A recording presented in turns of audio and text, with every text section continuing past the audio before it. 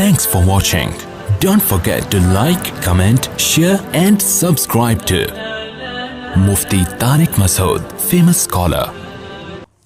مفتی صاحب جس طرح آپ نے سنت غیر موقدہ اور نفل نماز کا طریقہ بتایا، کیا سنت موقدہ اسی طرح پڑھیں گے؟ نا سنت موقدہ کا طریقہ غیر موقدہ سے مختلف. سنت موقدہ میں اتحیات کے بعد درود شریف نہیں پڑھیں گے، کھڑے ہو جائیں گے سیدھا، اور ثنا نہیں پڑھیں گے، سورہ فاتحہ شروع کر دیں گے. ایک اشکال ہے، آپ پر تنقید کرنا مقصود نہیں، میں صرف اپنی اصلاح چاہتا ہوں. استاد جی آپ نے کہا تھا کہ دعا کا ثبوت کہیں سے ثابت نہیں. استاد جی میں نے فتاوی رحیمیہ میں پڑھا ہے دلج ششم میں، جو حضرت مولانا مفتی سید عبدالرحیم لاجپوری صاحب رحمہ اللہ نے صفحہ نمبر 39 سے 52 کے درمیان میں فرض نماز کے بعد اجتماعی دعا کا ثبوت دیا. استاد جی آپ اصلاح فرما دیں. بھائی فرض نماز کے بعد دعا کی بہت زیادہ فضیلت ہے، لیکن ایک حدیث کو دوسری حدیث میں دیکھا جاتا ہے. نبی نے فرمایا سب سے زیادہ دعا قبول ہوتی ہے فرض نماز کے بعد، لیکن دوسری حدیث میں سے پتہ چلتا ہے کہ نبی صلی اللہ علیہ وسلم نے اس طرح ہاتھ اٹھا کے نماز کے بعد اجتماعی دعا نہیں مانگی. بعض حضرات کہتے ہیں اس پہ فلاں نے کتاب لکھی ہے. میں کہتا ہوں بھائی کتاب کی کیا ضرورت ہے، کوئی ایک حدیث بھی کافی ہے ہمارے لیے، اور حدیثوں کو زیادہ سمجھا ہے فقہائے کرام نے، ٹھیک ہے نا.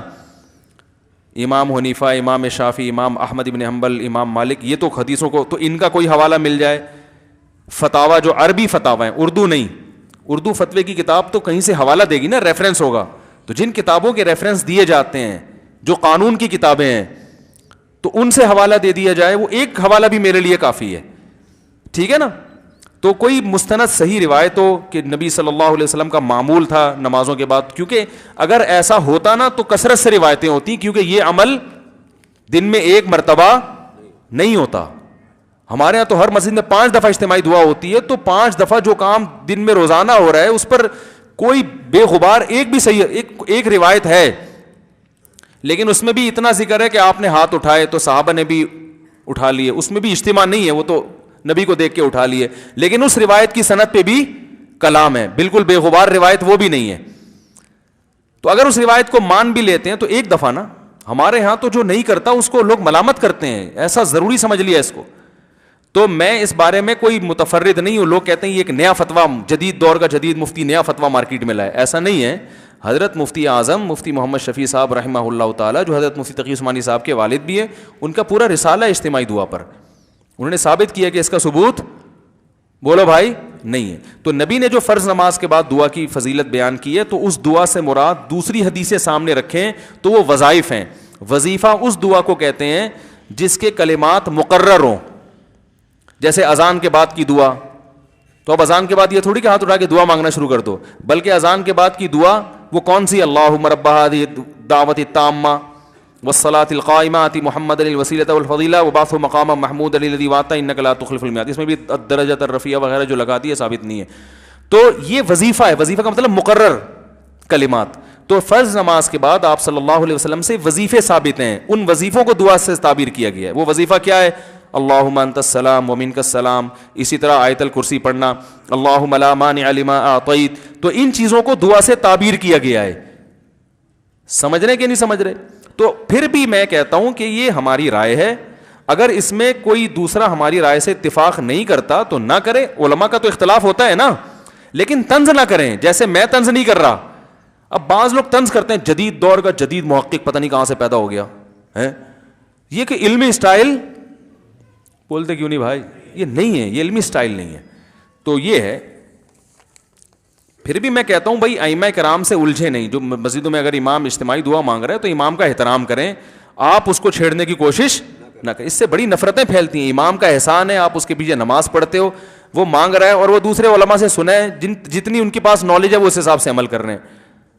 بس آپ نے ایک دفعہ بتا دیا بھائی حضرت مفتی شفیع صاحب رحمہ اللہ کا ایک رسالہ ہے، وہ امام صاحب پڑھ لیں، وہ اگر پڑھ لیں ٹھیک ہے، نہیں پڑھیں تو بھی ٹھیک ہے، آپ کا فرض ادا ہو. یہ کوئی اتنا بڑا مسئلہ نہیں ہے جس سے دلوں میں نفرتیں پیدا کی جائیں. سمجھنے کی نہیں سمجھ رہے؟ دارالعلوم کورنگی میں اجتماعی دعا نہیں ہوتی، جامعۃ الرشید میں تو انفرادی بھی نہیں ہوتی. سمجھ رہے ہیں؟ جامعۃ الرشید میں تو امام انفرادی طور پہ بھی ہاتھ اٹھا کے دعا نہیں مانگتے، کیونکہ لوگوں نے اس کو بھی بڑی ضروری سنت سمجھ لیا ہے. تو یہ ہماری رائے میں ثابت نہیں ہے، یعنی اس کا اتنا التزام. کبھی کبھار ہو تو ٹھیک ہے، تعلیم کے لیے کبھی کبھار ٹھیک ہے، لیکن پھر بھی مسئلہ اختلافی اگر کوئی کر رہا ہے تو میں اس کو برا نہیں کہہ رہا، اس کے علم پر اعتراض نہیں کر رہا، اس کو اہل سنت سے خارج نہیں کر رہا. ہماری رائے یہ کہ یہ ثابت نہیں ہے، بلکہ انفرادی بھی ثابت نہیں ہے، میری رائے. میری کیا، میں کون ہوتا ہوں، بڑے بڑے بہت سے علماء ہیں جن میں حضرت مفتی رشید احمد صاحب بھی تھے، وہ بھی اسی کے قائل تھے کہ انفرادی بھی ہاتھ اٹھا کے جو ہے نا معمول بنا لینا، احیاناً کبھی کبھار ٹھیک ہے، وہ ٹھیک ہے، احیاناً ہونا یہ چاہیے کہ دو حدیثیں ملتی ہیں، بعض سے پتہ چلتا ہے کہ آپ صلی اللہ علیہ وسلم فرض نماز کے بعد صرف اللہم انت السلام پڑھتے تھے، اس کے بعد کھڑے ہو جاتے تھے، اور بعض حدیثوں سے پتہ چلتا ہے کہ فرض نماز کے بعد یہ تمام وظائف. تو اب اس میں دو موقف ہیں علماء کے. عرب علماء یہ کہتے ہیں کہ فرض نماز کے بعد پورے وظائف پڑھے جائیں، تبھی سعودی عرب میں آپ نے دیکھا ہوگا سنتیں تاخیر سے پڑھی جاتی ہیں، وہ فرض نماز کے بعد تسبیحات بھی پڑھیں گے اور اللہم انت السلام اور آیت الکرسی اور سارے وظائف. جبکہ بر صغیر کے علماء کا موقف یہ ہے کہ دوسری حدیث میں آتا ہے کہ نبی صلی اللہ علیہ وسلم اللہم انت السلام کے بعد کھڑے ہو جاتے تھے، اتنا وقفہ کرتے تھے.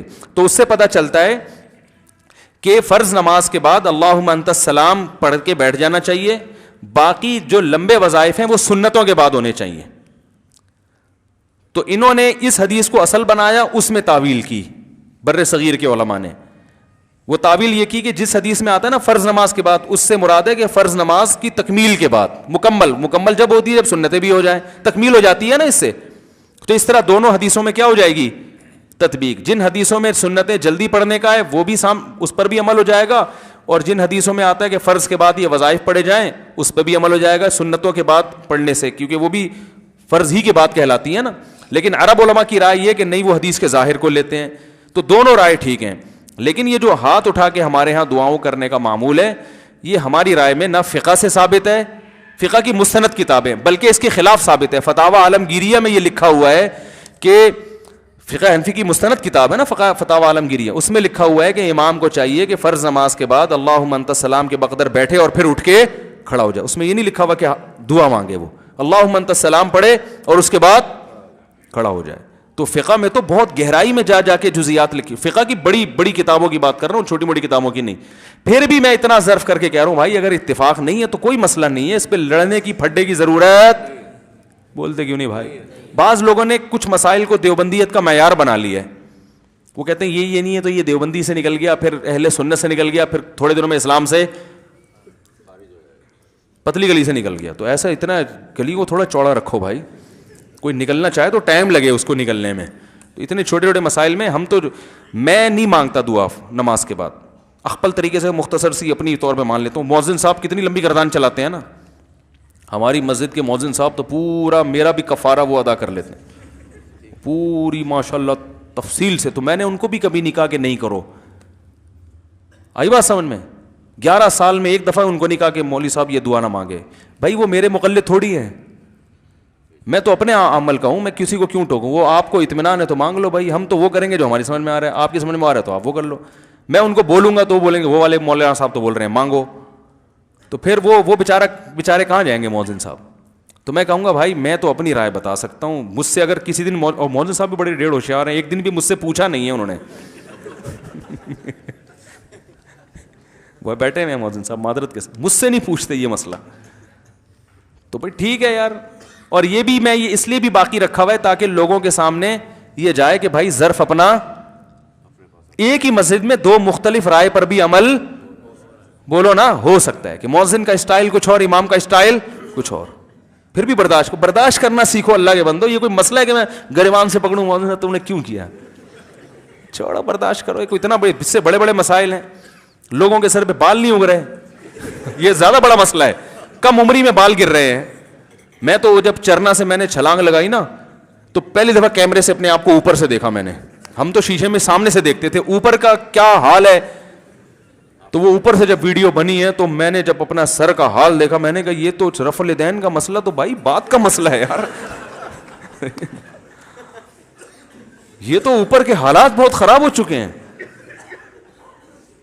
تو یہ تو کیا ہے شادیاں وادیوں کی باتیں اور یہ سب کیا باتیں یار. یہ تو لوگ بولیں گے اوپر سے تو آپ خالی ہو.